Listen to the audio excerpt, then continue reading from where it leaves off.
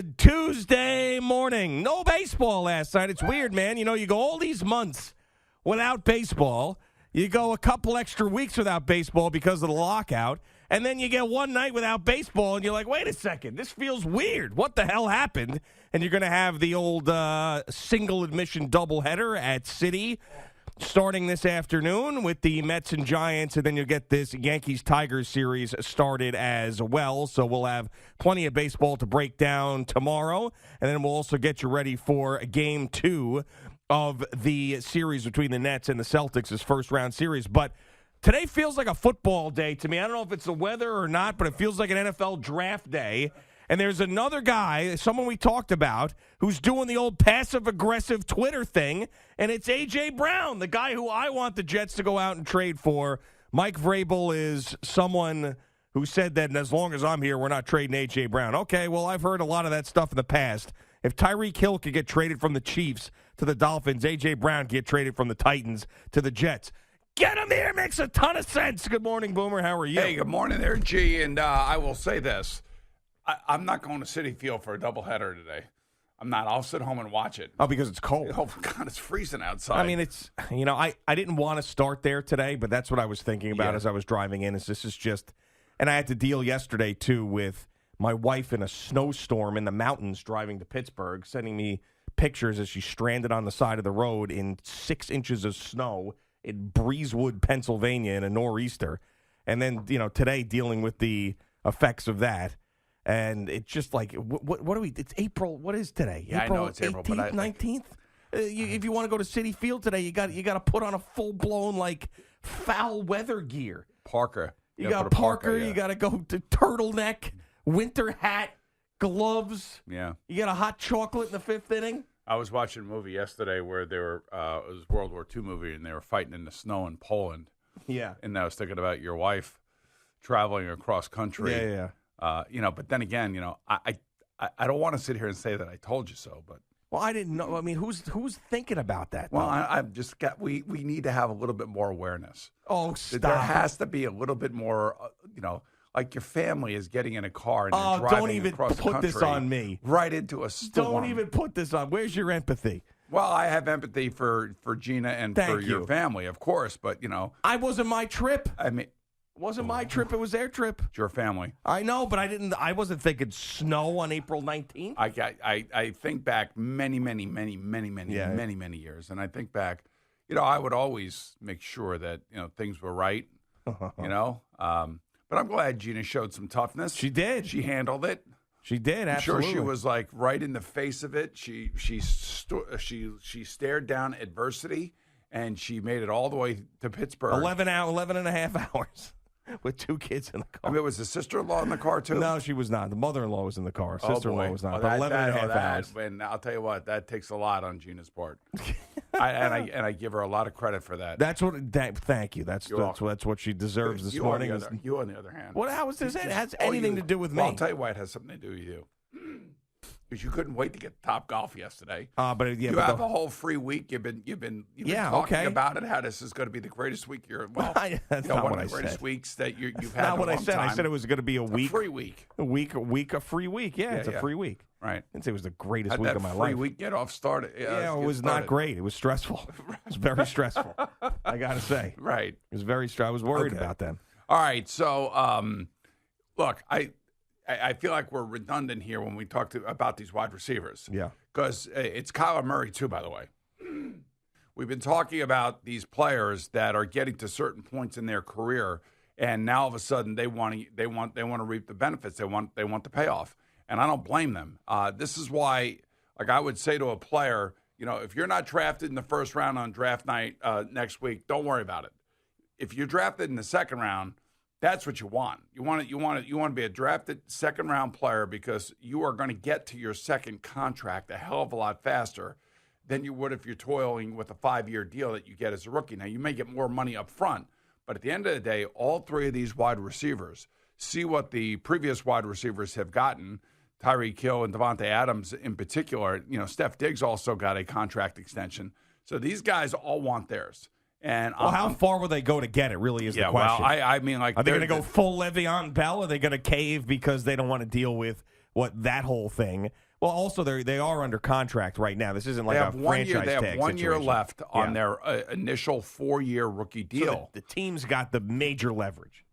They do. Yeah, but the team wants the player happy. The team wants the player playing.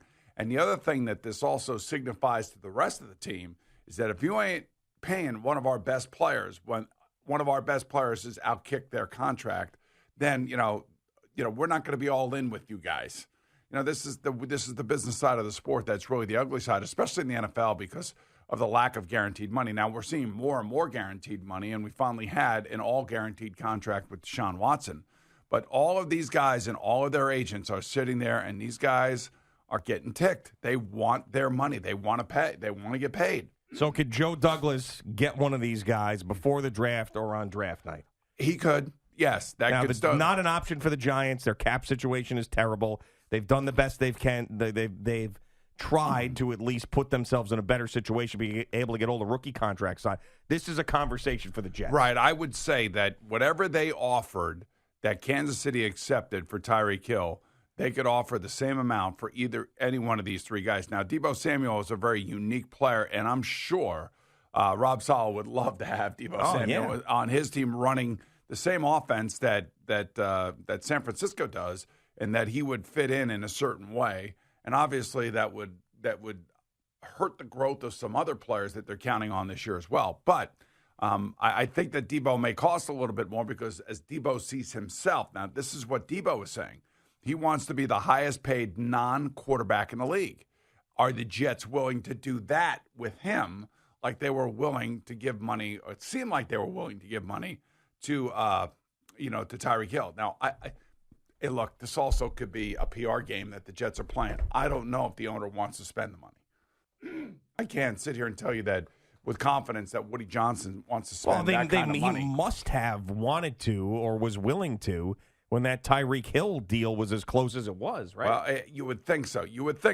It also could be all smoke and mirrors as well to make you think that they're in on things. But I would like to think that Joe Douglas would be serious about it. But out of those three players, so I was looking at Deebo Samuel, and he is a unique player. And he does all this stuff behind the line of scrimmage as well as a wide receiver, and he does have significant impact on a game. For some reason, I feel like I'd want A.J. Brown more. I don't know why. Well, I'll tell you why, because he's a better player. I mean, that's why. You think he's better than Deebo Samuel? He's a better wide receiver. Let's put it that way. Overall, I think Deebo's like that hybrid, really good player that does make things. I don't know. It's really. But slim. I mean, is he going to be able to do that same stuff for the Jets at this point of where they Mike are? LaFleur runs the same offense. No, I know, but it's not the same players. I know. So it's Green Bay. Well, it's Green Bay, San Francisco, and the Jets all run the same offense. Yeah. And I think probably the Titans are running a form of it. I would think maybe even Atlanta runs a form of it with Arthur Smith. And it's really how creative you can get and how creative your head coach will let you get with certain players. I could also see like a guy like Elijah Moore. Now, he's not as big as Deebo Samuel because Deebo's a unique size guy. And to be able to run with the ball, you have to have a certain mentality. And, being a wide receiver is not that part of that mentality. So he is a hybrid kind of weird, kind of different player that if you found a unique role for him like they do for Cordero Patterson with the Atlanta Falcons, then I think you got something. And I think if you're an offensive coordinator, you're like, man, we got to work this guy into every aspect and every facet of our offense. That would be exciting. But you're right. I do believe that like A.J. Brown is specifically your wide receiver. Yeah, which would be just a huge get for Zach Wilson in this offense and someone who would be a tremendous help for a young quarterback, obviously. I don't know why these guys do this every time. When they take the team name out of their bio or they'll scrub all the pictures of themselves out of their Instagram in the uniform of the team or whatever. Like, I don't know if they think that works. I mean, we end up talking about it because it's like an exciting thing because we think a guy is on the move. But there's no doubt about it that A.J. Brown is now in that little bit of a space where he is pissed off. Yeah. Because things aren't going his way in his contract negotiation. He's passive-aggressively wanting everybody to know that maybe he's not long for Nashville, Tennessee. Well, that's what all these guys do now. The other thing I will tell A.J. Brown is Nashville and the state of Tennessee doesn't have any state taxes. This is also maybe why guys like Patrick Mahomes are not going to Kansas City for the OTAs. These things are all, they're not required. They're voluntary. So he's staying down in Texas with his teammates. It seems like Mekhi Becton is staying in Texas for some reason. He did not show up yesterday for voluntary workouts. Maybe he's in the midst of losing weight. Maybe he also wants to make sure that he spends his 181 days out of the state of New Jersey, so he doesn't have to pay New Jersey state tax. That could be happening. There's a lot of things that are going on in the NFL. If you're right him, now though, don't you have to be there? I would like to think you'd want to be there. Like, and forget about the taxes for a minute. I know it's a big deal, but this is your entire career. Yeah. I mean, like, honestly. I mean, there's sometimes you got to suck it up. Well, I mean, I can't tell you what, with it being voluntary nowadays, and you and I talked about this, that I always thought that, Mekhi Becton staying here in New Jersey, working with the trainers here, working with the chef and the cooks over there in Florham Park would have made a lot of sense for him. But then again, he has his own personal trainer down in, I guess it's Dallas is where he is. So, and he may be working hard and he may be losing weight. He may be, maybe he's got a chef for himself and he's watching his weight. I don't know. I was looking forward to hearing what he looked like when he got here, but he's not here yet. He didn't even show up? No, he's not here yet. What a bummer. Do you ever have a personal chef at any point in your career? Never. Never made that kind of money, man. I never made that money. I mean, I made good money, but I didn't make, $40 million a year. If I made $40 million a year, I'd have a private jet waiting for me. I'd have a chef, and I'd have, I'd probably have a place in Miami. I'd probably have a place like, who knows? I thought you'd made enough for a Cincinnati personal chef to come over occasionally. No. Not to, like, live in your house. But no, I bought a new house, and, it was a nice house. It was... I remember the house cost $450,000. You couldn't, like, pluck one of those Skyline chili line cooks off the line and bring them into the home? And have them make chili for me? Yeah, I don't know. Just something like that. Basically, what I had is every week on Wednesday night, I had a massage therapist come to the house. Oh. A professional massage therapist who I had for the 7 years or 8 years that I was the starting quarterback before I got traded to the Jets. And no lawsuits. Good no for you. lawsuits, no. Yeah, right. Yvonne was her name. Okay. I remember, yes. Very nice. Shout out Yvonne. Yeah, very nice. All these years later. Yeah, I mean, Al always talks about the two signs of success in his mind is having a red Porsche and a urinal in his house. Right. I think having a personal chef is one of those things, too. Like you've really made it if you've got a personal chef. You have to understand how much money these guys are making. You got to realize, this life-changing money and why guys are lasting until their 40s. Yeah. And this is why. I mean, the money is just insane, and it's only going to get bigger. You know why?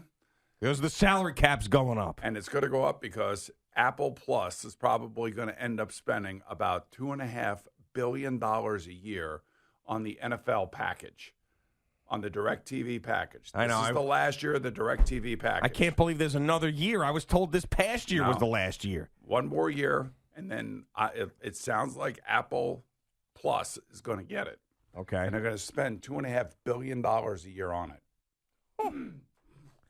$2.5 billion a year. So that means the salary cap's going to go up, and Roger Goodell's doing his job. He's doing his job for the owners, and he's doing a job for the players.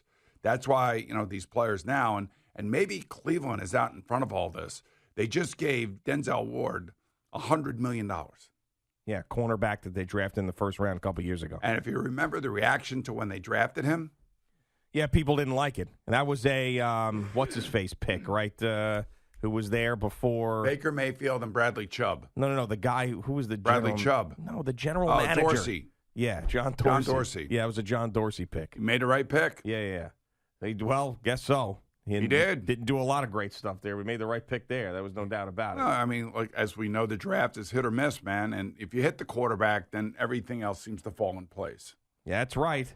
And that's what we've been trying to do here with these two New York teams. So the interesting thing for me is that I think Buffalo and Kansas City try to get out in front of all this with signing their quarterbacks to long-term deals.